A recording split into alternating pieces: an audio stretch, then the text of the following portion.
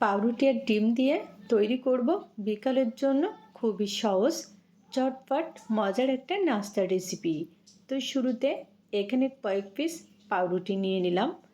এখন ছুরির সাহায্যে এই পাউরুটির যে ব্রাউন অংশটুকু আছে সেটুকু কেটে নিচ্ছি।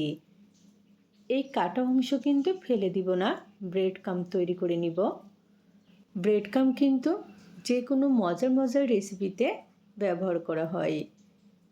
এখন এরকম করে ত্রিভুজ আকৃতিতে আমি পাউরুটির পিসগুলা কেটে নিলাম।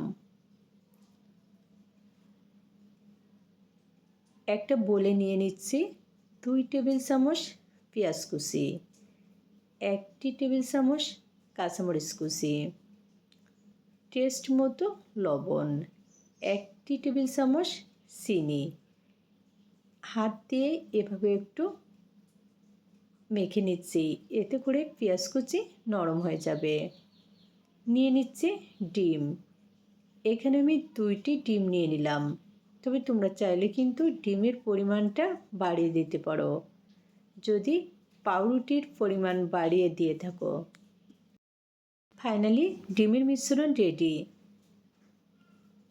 চুলায় একটা প্যান দিয়ে প্যানে 1 টেবিল চামচ সাদা তেল নিয়ে নিচ্ছি।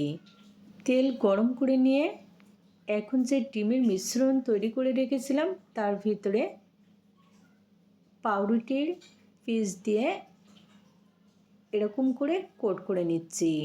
আর হ্যাঁ, পাউরুটির পিসগুলা ডিমের মিশ্রণের ভিতরে দেওয়ার সাথে সাথে কিন্তু কোট করে প্যানে দিয়ে দিতে হবে।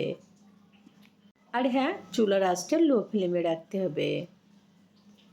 2 মিনিট মতো ভাজার পরে এখন উল্টে নিচ্ছি। সব মিলিয়ে 5 মিনিট মতো লো আঁচে ভেজে নিয়েছি। এখন কিন্তু খুবই সুন্দর একটা কালার চলে এসেছে আর অনেক বেশি ক্রিস্পি হয়ে গেছে।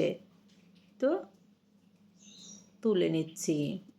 পাউরুটি আর ডিম দিয়ে খুবই সহজ মজার একটা রেসিপি বানিয়ে নিলাম। আজকের রেসিপিটা কিন্তু বাচ্চারা খুবই পছন্দ করবে। তো বন্ধুরা, যদি তোমাদের ভালো লাগে অবশ্যই তৈরি করে দেখবে। ধন্যবাদ।